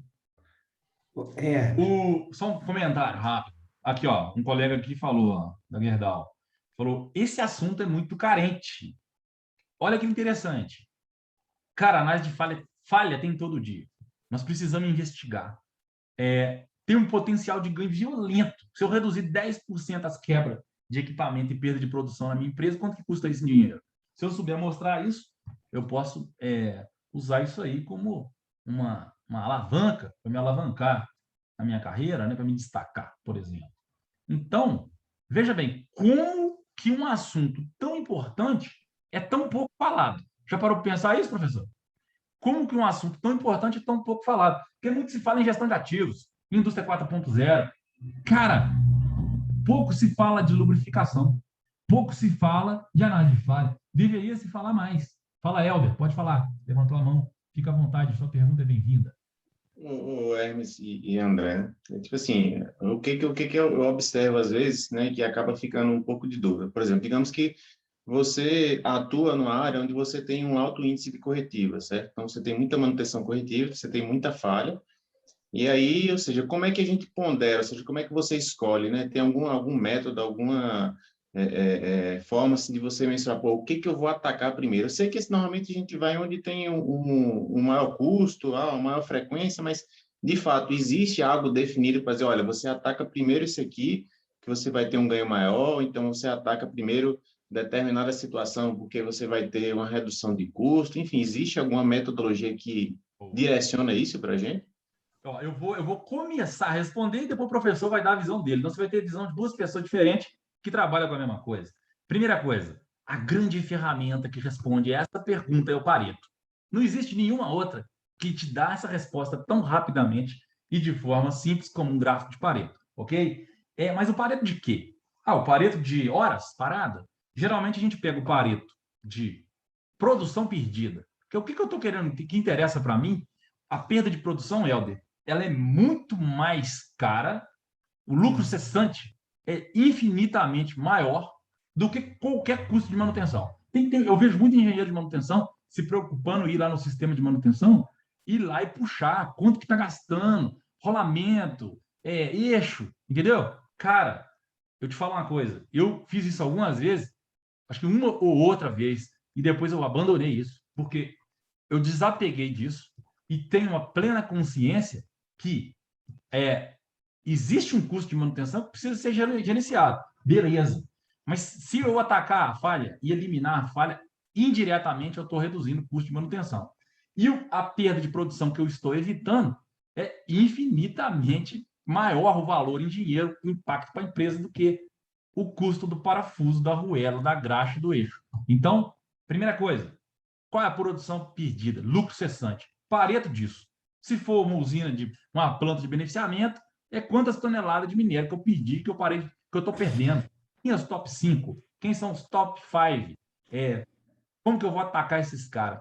Outra coisa, tem gente também que gosta de ficar pegando gráfico acumulado, fala assim, eu quero ver os últimos 12 meses qual é o equipamento que mais falha. Geralmente você vai cair na seguinte situação, você vai pegar os top 5 lá e você vai ver um equipamento que é o top 1, porém, já foi feita 300 análises de falha nele, não resolve. Por quê? Tem problema crônico, tem coisa nele que já está obsoleta, coisa que depende de investimento, tem coisa que não é uma simples análise de falha que vai resolver. Então, às vezes, isso aí também o pessoal perde o foco. Então, para não ampliar muito, eu responderia a sua pergunta da seguinte forma. Hermes, o que eu ataco primeiro? Pareto vai responder a sua pergunta. O que eu devo olhar? Custo de manutenção ou lucro cessante? Produção perdida. Lucro cessante. Lucro cessante. Outra coisa, o engenheiro de confiabilidade, o engenheiro de manutenção, ele tem que ter visão, sim, dos equipamentos que estão falhando, numa visão acumulada dos 12 últimos meses. Tem que ter. Tem que priorizar. Tem que direcionar estudos de melhoria. Mas, possivelmente, não vai ser só a análise de falha que vai resolver. Agora, a falha que aconteceu, que gerou 2 horas de parada, 3 horas, 7 horas de parada e impactou na produção, tem que ser reunido um grupo multidisciplinar para atacar aquela falha. Às vezes, você não precisa do método da NASA. Só o fato de você juntar a equipe multidisciplinar, tendo uma pessoa que tem um raciocínio analítico capaz de extrair o conhecimento, as experiências que estão na cabeça das pessoas, filtrar aquilo de uma forma lógica e fazer um fato causação, já vai chegar num plano de ação que já vai melhorar consideravelmente os resultados. Professor, complete. Vou ter que me conter porque eu Vamos lá. Vocês estão tendo acesso a essa figura aqui? O slide 24? Sim, sim. Então, acho que é Helder, né? Perguntou. Então, aqui, ó, como o Hermes respondeu, ó. Perda de produção aqui, ó, toneladas, tá vendo? Então, primeiro, que vai procurar sempre é perda de produção. Como o Hermes falou, e é verdade, o custo para a empresa é infinitamente maior do que o custo de manutenção. Tá? Então, prioridade 1 é perda de produção. Tá? Os exemplos que eu mostrei para vocês, lembra lá de previsto, orçado? Tudo de perda de produção. E, consequentemente, se você atua nessas perdas, o custo de manutenção também vai cair drasticamente. Tudo bem? Então, esse é esse ponto principal. E você utiliza qual ferramenta da qualidade para ver isso, saber qual equipamento. Até na apresentação eu fui falando para vocês, ó, dentro do complexo da planta, quais unidades que tiveram maior perda? Ah, foi a unidade de ácido fosfórico, que é a unidade que gera maior valor agregado para o complexo. Então, o estudo foi direcionado para a unidade de ácido fosfórico. E dentro da unidade de ácido fosfórico, quais equipamentos, eu até falei, estavam gerando maior perda. Então, foi feito o Pareto e chegou às correias transportadoras da rocha, tá? E aí foi feito análise de falha para saber o que estava causando aquilo. Aí você também o acompanhamento. Tudo é relativo. Porque, na realidade, quando você faz um trabalho estruturado, você tem que levantar o histórico mês a mês para depois definir uma meta. Definiu a meta, você acompanha, pode acompanhar mensalmente como é que está indo. Ah, eu fiz essas ações, como o Hermes falou, eu fiz essas ações aqui antes e depois, bum, caiu drasticamente. Pô, você já pode botar lá no farol, divulgar para todo mundo, pessoal, olha só, aqui os resultados com essas ações implementadas. E é uma prática muito comum minha fazer isso. Realmente você, quando dá o tiro certo na causa e a pessoa implementou aquela ação, é resultado imediato. Aqui não melhorou dessa forma aqui porque precisava fazer alguma melhoria no equipamento, tá? Não vou entrar em detalhe porque não é o caso, mas também foi feito. E olha como é que caiu drasticamente. Então, aqui era problema de operação, alguma coisa no equipamento, e quando mexeu na operação, fez isso. Puf. Depois mexeu no equipamento, puf. Tá? Mas coisas simples, hein? Como o Hermes falou. A solução, sabe o que ele fez? Puta, foi um terceiro, quer dizer, um projetista de empresa, ele falou, André, faz isso aqui, um chapéu chinês para evitar o impacto da carga que cai em cima, mandou um croquis, passei projeto, projeto passou para o desenho, a gente confeccionou e instalou. E ó, que maravilha, entendeu? Solução barata e que resolve, tá? Então, não sei, espero ter respondido a pergunta do Alder. Alguma réplica aí, Alder? Deu para ter mais algum comentário? Tá tranquilo? Algum Não, ponto? tá tranquilo. Não, com certeza. É porque, assim, você percebe que, às vezes, você, né, tem que, além dessas análises, você ir afunilando até você chegar num ponto, né? Porque, imagine, você acaba vendo muito exemplo, né? Que eu acredito que seja um pouco a minha realidade. Você acaba vendo muito exemplo de aplicação de análise de falha em plantas industriais, né? Só Sim. que aí, quando você já busca algo voltado para uma frota, que é o que eu Sim. trabalho hoje, então eu sou engenheiro de manutenção de uma frota de perfuração. Então, eu tenho vários equipamentos, eu tenho equipamentos que são móveis, então, assim, você tem vários problemas, um alto índice de corretivas, então você tem que, querendo ou não, né, ir afunilando até você chegar no equipamento que mais está lhe trazendo problema, né? E aí, dentro desse equipamento que está lhe trazendo mais problema, você tem várias falhas. Então, a decisão é, o que que eu vou atacar primeiro, né? Onde é que eu vou atacar primeiro? É no problema que tem maior frequência, no problema que me traz mais custo, porque, querendo ou não, a parada da máquina está trazendo um alto custo, de uma alta perda, né? Uhum. Então, se dentro dessa perda maior, eu tenho perdas menores e é nesse ponto onde eu preciso entender o que atacar primeiro, né? Maior indisponibilidade, né? No caso da máquina, que Isso. gera perda de produção. O cliente seu, que quer rodar lá na mineradora, é a mina, né? O cliente lá quer rodar a máquina está indisponível. Então, primeiro, o seu primeiro pareto é a disponibilidade, é o tempo dela parada. Ela não pode ficar parada, porque isso gera um transtorno operacional violento. Então, você tem que paretar quem que são essas 5 que mais para. Você ir para cima dela. E nunca perder o foco do seguinte. Falou, Uma outra dica que ninguém perguntou, mas eu vou falar a pergunta e vou responder, que eu acho que faz sentido para você. Qual é a pergunta? É assim, Hermes, qual é o gatilho ideal? Por exemplo, a perfuratriz do Helder, eu tenho que fazer a análise de falha a partir de quantas horas de parada? Ninguém me perguntou isso, mas seria uma ótima pergunta caso alguém tivesse perguntado. Aí eu falo assim para você, Helder, 1 hora é esse tempo. Aí você fala, pô, de onde que esse cara está tirando esse número? Não, depende disso aí. Veja bem, 1 hora é um tempo de referência. Imagina que você achar normal ficar 1 hora com a perfuratriz parada, isso não pode ser normal, concorda? Agora, então, toda falha maior do que 1 hora deveria ser analisada. Mas imagina uma coisa, o Helder vai lá, fez aqui o nosso bate-papo sobre análise de falha, a nossa aula aqui, falou, agora tem um gatilho, pessoal, vira para os técnicos dele, os outros engenheiros que trabalham com ele, toda vez que tiver uma parada acima de 1 hora, vai ter que fazer análise de falha. Combina isso lá. Aí, cara, dentro de uma semana, teve 25 paradas de 1 hora. Entendeu? Os caras não vai dar conta de analisar. Não vai. Então, não existe regra mágica. Você estabelece um gatilho de 1 hora, por exemplo, e você, durante um mês, você vai ver quantos eventos superaram 1 hora de parada. Se tiver muitos eventos, talvez você vai ter que chegar na seguinte ação. Não vai ser mais 1 hora de parada, vai ser 2. Agora eu estou admitindo que eu só dou conta de analisar 2 horas de parada. Então eu vou avaliar esses eventos maiores, que são 2 horas de manutenção corretiva, vou reunir o grupo multidisciplinar, nós vamos dar conta, porque só estou analisando evento de 2 horas, pô. São menos eventos. Ao invés de analisar 25 eventos, agora é 5 eventos só. Entendeu? Então, já fica mais fácil. Eu fazer 5 eventos, 5 análises de falha de qualidade, e bloquear a causa. Porque não adianta fazer um tanto de análise de falha, gerar um monte de plano de ação, se você não dá conta de executar, se você não faz isso bem feito. Então, não é volume. Tem que pegar... Primeiro, você tem que pegar...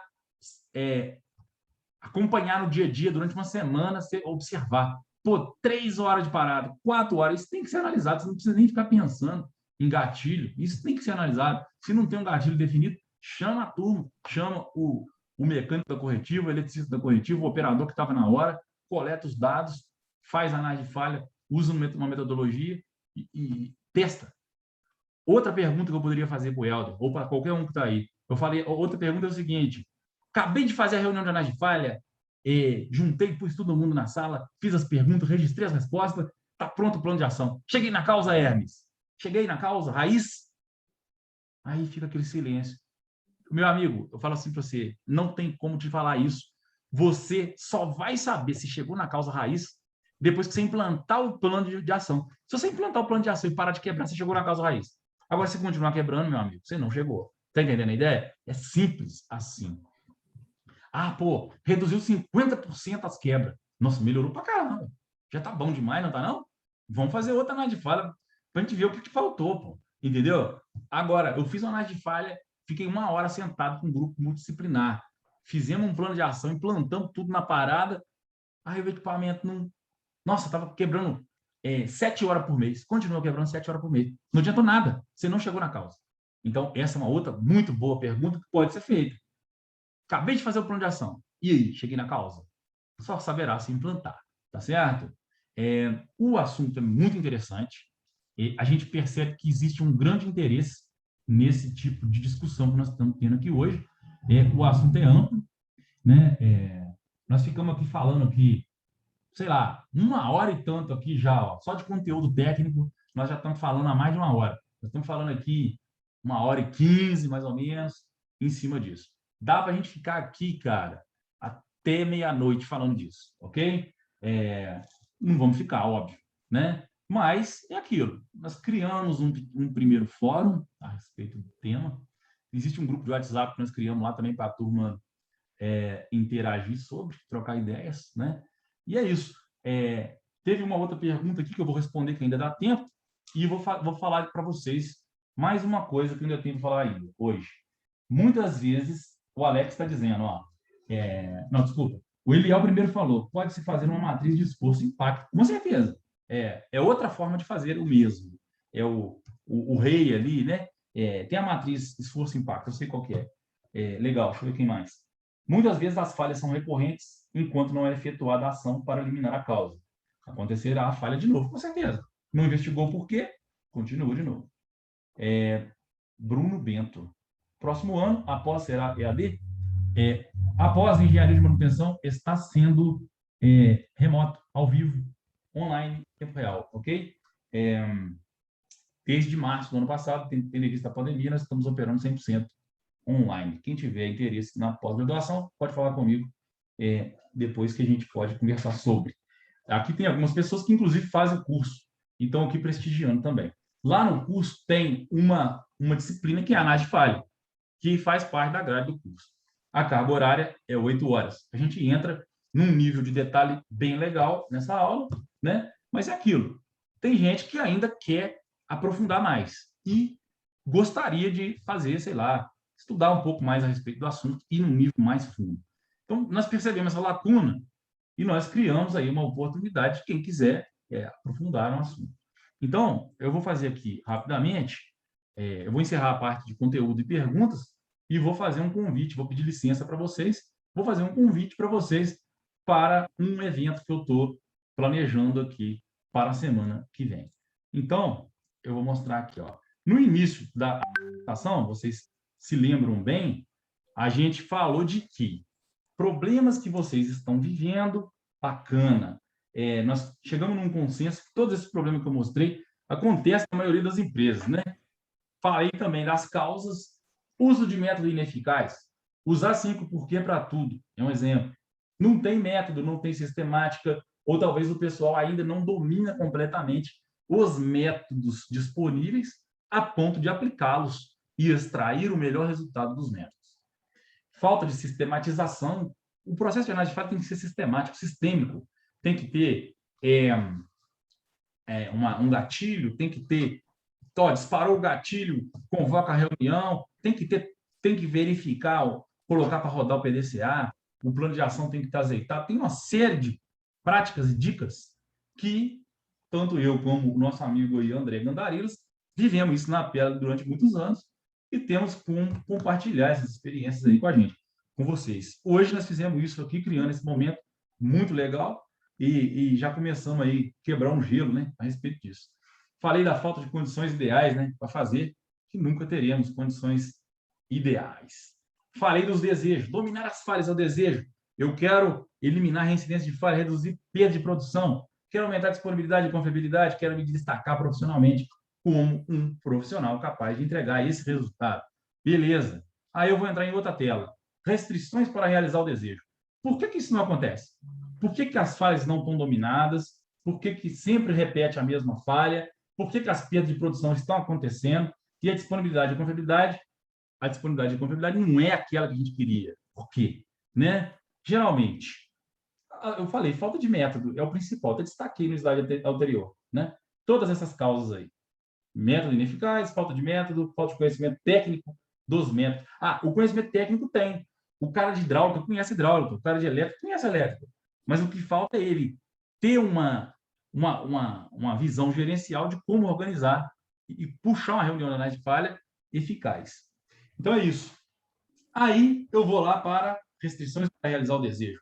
O que falta? Nós vamos cair aqui, ó. Eu vou citar, ó. Por exemplo, como a galera ainda pode aprender muito, sempre pode lapidar, nós desenvolvemos um curso. Vou pedir licença aqui, autorização aqui para vocês, para divulgar esse curso que vai acontecer. Quem gostou desse bate-papo, achou interessante, viu o valor nessa discussão técnica, nesse conteúdo que nós estamos trazendo aqui para vocês hoje, e tiver interesse, a gente tem um curso marcado para a semana que vem, de 9 a 13. De segunda a sexta-feira, nós temos uma primeira turma desse curso. Ela acontecerá no horário de 9 ao meio-dia, né? Esse curso já formou turma, tem pessoas de grandes empresas, Anglo American, Minas Ligas, tem alguns da VSB, enfim, que já estão confirmados para esse curso. Vai acontecer. É aquilo. O que nós vamos falar lá? Sistematização, nós vamos entrar no detalhe, mostrar como, pegar case, pegar uma análise de falha que o André já conduziu do início ao fim, fazer junto. Tem um bônus também aí que o nosso amigo André vai fazer para quem for fazer esse curso, que vão ficar à disposição para o pessoal fazer meio que uma consultoria com eles. Nos 2 últimos dias do curso, que será quinta e sexta que vem, e nós vamos ficar de 14 às 17 horas à disposição da turma para fazer uma análise de falha junto com eles, caso eles queiram ou analisar o problema do cara, a situação do cara junto com ele. Então, o especialista junto com o pessoal que, porventura, tiver interesse, né? Então, falei do curso, a proposta dele quem for aluno do MBA e tiver interesse em fazer esse curso, tem um desconto para quem já é aluno do MBA lá. A gente pode estar passando isso para vocês. Quem não é aluno do MBA ainda, ou do IESAI, tem lá, nós criamos uma página específica. Se você pegar ler com o seu celular aí o QR Code, você vai conseguir entrar na página de venda desse curso aí para quem tiver interesse, né? É isso.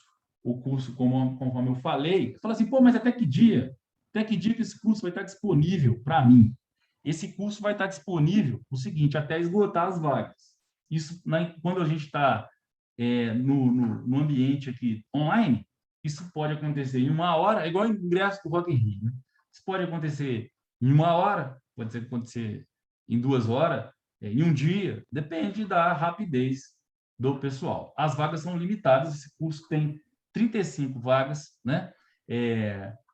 Para efeito aí, a gente conduzir as dinâmicas e tudo, a gente definiu um número que seria 35 vagas para a primeira turma, que é nessa data aqui, ó, 9 a 13. Nós temos outra data futura para quem não puder estar disponível de 9 a 13, no horário de 9 ao meio-dia, né? E não, por alguma razão, não conseguir participar desta primeira turma. Ok. O que mais que eu vou falar para vocês? Deixa eu ver aqui. Deixa eu ver minha colinha. Tem a consultoria, que o professor vai estar à disposição. Vou falar outra coisa. Tem um detalhe aqui importante. Até esgotar, igual eu falei, esse curso já tem 20 vagas hoje. Tem 20 vagas nesse curso. Então, até esgotar as 20 vagas, ele está disponível para quem não é aluno do MBA, nesse QR Code que está aqui. Vou colocar o link também lá no chat para o pessoal. Igual eu falei, quem é aluno do MBA do IESAI tem um desconto lá que é aproximadamente 35%. E eu vou fazer um negócio aqui. Apesar das vagas serem limitadas, tem a questão social também. A gente sabe que na pandemia tem muita gente que está desempregado e tudo. Então, eu vou abrir uma vaga desse curso, dessa turma em específico. Uma pessoa que falar assim, cara, eu gostei do que vocês mostraram aí, achei bacana, mas eu não estou trabalhando, eu estou desempregado hoje e eu não consigo fazer porque eu estou desempregado e tal. A pessoa que estiver nessa situação, gostou do curso, o curso faz sentido para você, esse curso pode te ajudar a voltar para o mercado de trabalho, você precisa aprender sobre isso, mas não está sendo possível, a primeira pessoa que colocar no chat que está nessa situação e depois mostrar apenas uma evidência de que realmente não está trabalhando, nós vamos conceder uma vaga nessa turma para essa pessoa aí, ok? Beleza? O Helder está com a mão levantada, quer falar, Helder? Mas eu queria ver contigo o seguinte, tipo, você eu vi que você falou que possivelmente vai ter uma outra turma no futuro aí, porque assim, eu tenho interesse em fazer um curso dessa natureza, só que por conta do meu horário de trabalho eu não consigo, né? Então esse horário de 9 pela manhã aí é um pouquinho impossível para mim, né? Sim. E aí eu queria ver, tipo assim, se você tem intenção de fazer esse curso ou em um outro momento, num À noite, horário por exemplo. diferente. Isso, exatamente, à noite. Seria uma Boa. opção interessante. Perfeito. Sim, algumas pessoas colocaram essa restrição de horário. Existe a possibilidade, eu vou falar com o professor rapidamente sobre isso aí, entre hoje e amanhã, para a gente definir uma data nova, exclusiva, no horário noturno para o pessoal. Será de segunda a sexta, do mesmo jeito, e nós vamos criar uma turma exclusiva. Essa turma da semana que vem, como ele é um curso livre, né, que é um curso aberto, de curta duração, como é que eu vou te dizer? Ele já está confirmado, porque tem empresas que coloca o funcionário para treinar de manhã e de tarde fica na área, vamos pensar assim. Então, a empresa já fechou com a gente e liberou os caras para poder participar do curso. Então, o curso é aberto para pessoa física e pessoa jurídica, vamos pensar assim, né? Então, é aquilo que eu estou te dizendo. Na semana que vem, está marcado e será de 9 ao meio-dia, de segunda a sexta. Mas nós vamos marcar uma turma noturna para as pessoas que não puderem se inscrever. Tem pessoa também, tem pessoa física, que se inscreveu e negociou na empresa. O cara falou, ó, eu vou fazer por conta própria, que a empresa não está bolsado, não vai conseguir ainda, dessa vez, custear o treinamento para mim, então eu vou pagar o treinamento por conta própria e queria pedir liberação na empresa. Algumas pessoas conseguiram isso também, mas é apenas um comentário, né? Bacana, Helder. Bom saber que você gostou da proposta do treinamento, né? O treinamento vai utilizar o AVA, Ambiente Virtual de Aprendizado, né? Vocês já usam lá no MBA também. Nós vamos gravar o curso e esse curso vai ficar disponível lá para as pessoas que, por exemplo, teve uma corretiva no meio do curso de análise de falha, teve que sair para fazer apagar o fogo, não análise de falha, né, mas fazer ação corretiva, pôr a máquina para rodar. Então, essa pessoa poderá ali ver depois, durante 90 dias, ele terá uma flexibilidade para estar assistindo essa gravação, vamos dizer assim. É isso. Perguntas, dúvidas, curiosidades? Gostaria de fazer em mais um outro horário, pois nisso estarei trabalhando. Beleza, Éder. Muito bom. O e-mail também aqui eu vou deixar, né, para o contato meu aqui, ó, para a galera, vou compartilhar. Tem aquele e-mail suporte@iesai, tem esse aqui, ó, suporte@iesai.com.br. Eu tenho acesso a ele. Esse e-mail eu estou filtrando tudo que é relacionado a esse curso, está nesse e-mail, para não confundir com a minha outra rotina e ficar tudo misturado em outros e-mails. Então, esse aqui pode colocar lá qualquer dúvida. Fala assim, eu quero fazer na próxima turma que tiver à noite. Me avisa nesse e-mail que eu vou marcar com o professor e vou te manter avisado de qual vai ser essa turma noturna aí, a data dela e hora. Então, algumas pessoas já estão esperando essa oportunidade.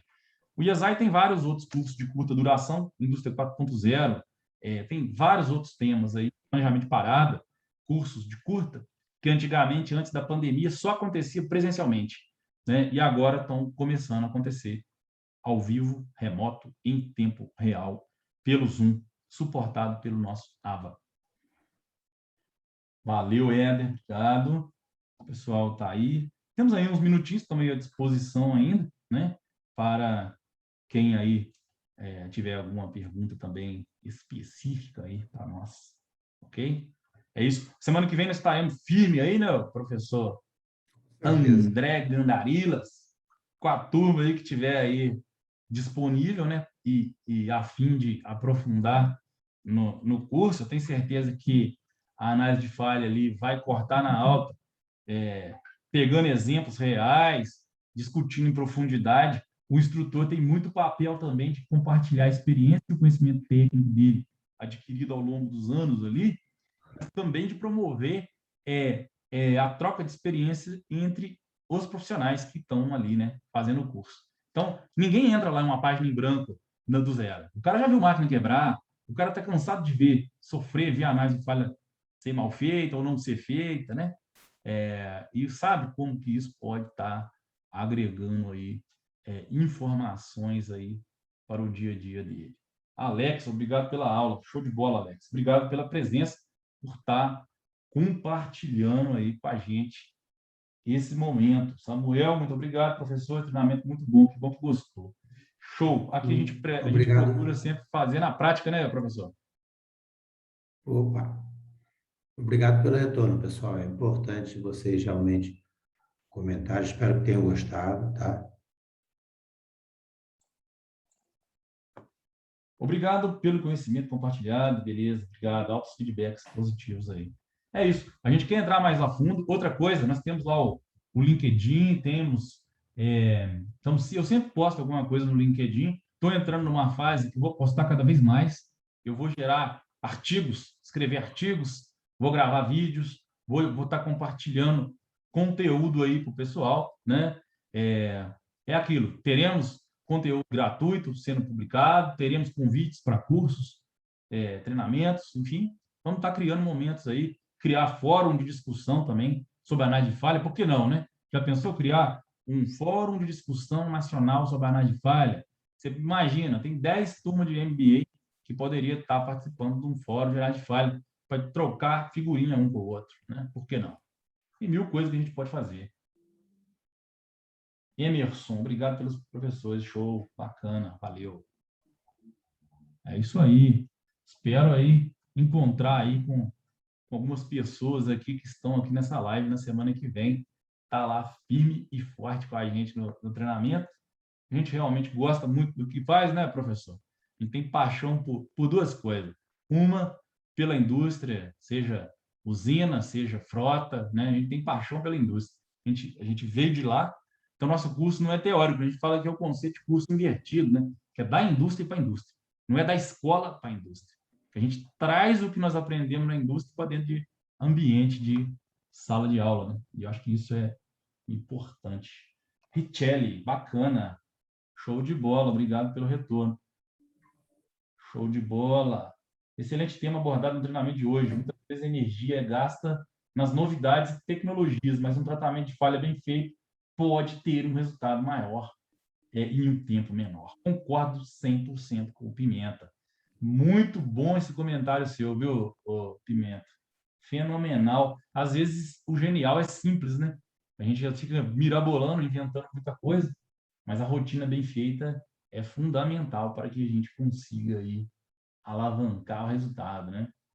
Rafael Frois, muito bom, meu amigo. Obrigado, valeu pela presença a todos, por nos prestigiar. Elismar, sempre bom agregar conhecimento. Obrigado pelo convite. Valeu, Elismar. Show, top. Deixa eu ver, tem mais comentários. Valeu, obrigado. Estou dando uma lida no chat aqui. Muito bacana.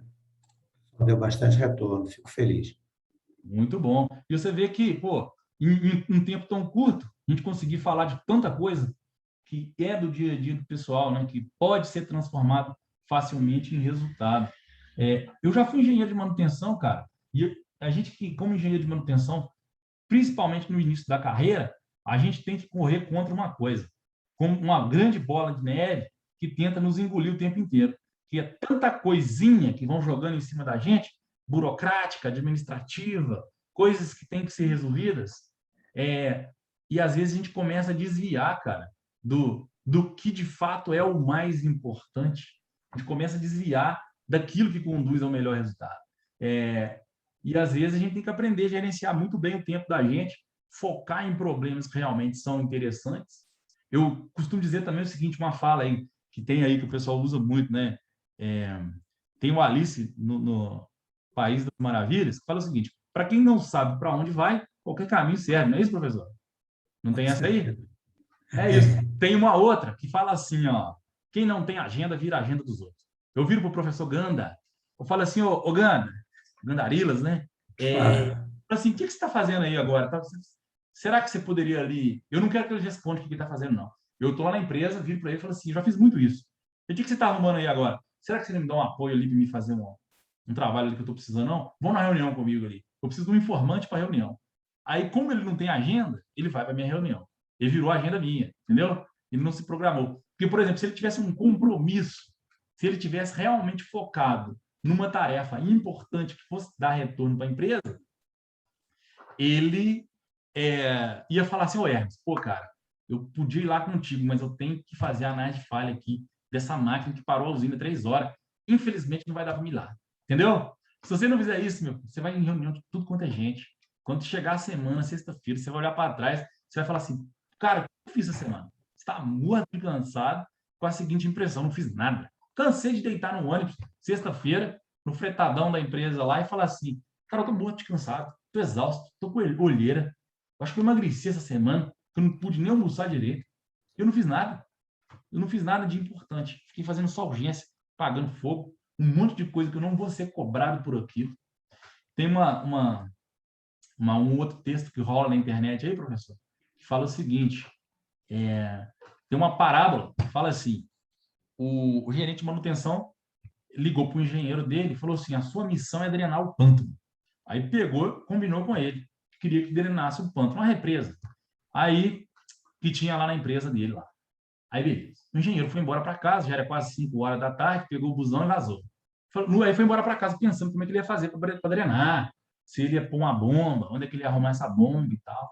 Chegando lá no outro dia, ele foi lá, em loco, ver tal, e aí falou, cara, eu vou começar a drenar isso aqui no balde, até eu conseguir uma bomba, para não falar que eu não fiz nada. Hoje eu vou dar pelo menos umas baldadas aqui para me discutir o problema aqui no Guemba. Começou a drenar o pântano lá. Aí, o que rolou? Na hora que ele começou a dar a primeira baldada, veio um jacaré e bocou a perna dele. Aí, o que ele fez? Largou o balde e foi matar o jacaré, não é isso? Vai matar o jacaré. Porque não tem como drenar pântano se tem um jacaré te pegando, né, cara? Aí, o que aconteceu? No final do dia, o gerente ligou para ele. Falou assim, ô Ganda, quantos litros de água você drenou hoje? Aí ele virou e falou assim pro chefe dele, sabe o que é, chefe? Eu ia usar uma bomba, mas as bombas que estavam aqui estavam queimadas no mochilifado, e eu fui no balde mesmo. Mas eu cheguei lá, tinha tanto jacaré, cara. Comecei a matar os jacaré primeiro, para depois drenar o pântano. Matei 3.196 jacaré. Hoje, tinha jacaré do papo amarelo, tinha jacaré não sei o quê. O chefe ficou puto. Falei assim, cara, tô de saco cheio de matador de jacaré. Não quero saber de jacaré não, rapaz. Quero saber pântano. Quantos litros de pântano que você drenou? Então, o profissional que é valorizado hoje em dia é quem drena, é o drenador de pântano. É aquele que secou a represa. Porque jacaré, para te encher o saco e tirar o seu foco o dia inteiro, é o que mais tem na empresa. E o grande segredo é desviar deles, né? Sair fora do jacaré e, de fato, fazer aquilo que realmente é relevante, não é isso? É isso aí, deixa eu ver se tem mais perguntas. Muito obrigado, professores, bacana, excelente conteúdo, show. Valeu, Tiago, valeu. Deixa eu ver quem mais. Obrigado. Aqui é o mais antigo, estou lendo de baixo para cima. Nós vamos terminar daqui a pouquinho. Odair, obrigado. Grande Odair Neiva, meu amigo, satisfação em revê-lo. Fizemos treinamento de planejamento de parada lá em Itaguaí, no Rio de Janeiro, presencial, antes da pandemia. Lafaiense, gente boa. Em breve nos encontraremos no curso. Bacana demais. Muito obrigado. Muito importante adquirir conhecimento com doutores como vocês. Obrigado aí pelos adjetivos. Só sei que nada sei, né, professor? E podemos aprender sempre.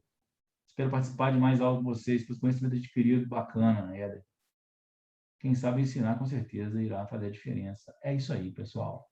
Muito bom. Vamos fechar por aqui. Agradecer a presença de todos e esperamos encontrá-los em breve. Beleza?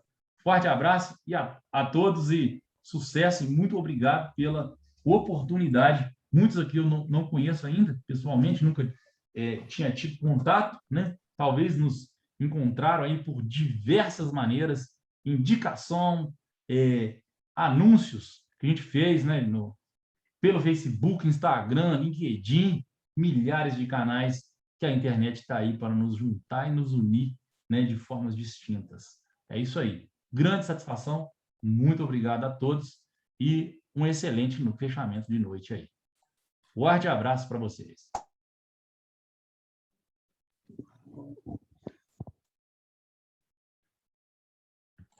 Obrigado, professor, pela disponibilidade e conhecimento aí e tá aí junto com a gente mais uma vez. Uma excelente noite. Valeu, Guto. Um abração. Só deixar o link aqui e já vou encerrar a reunião.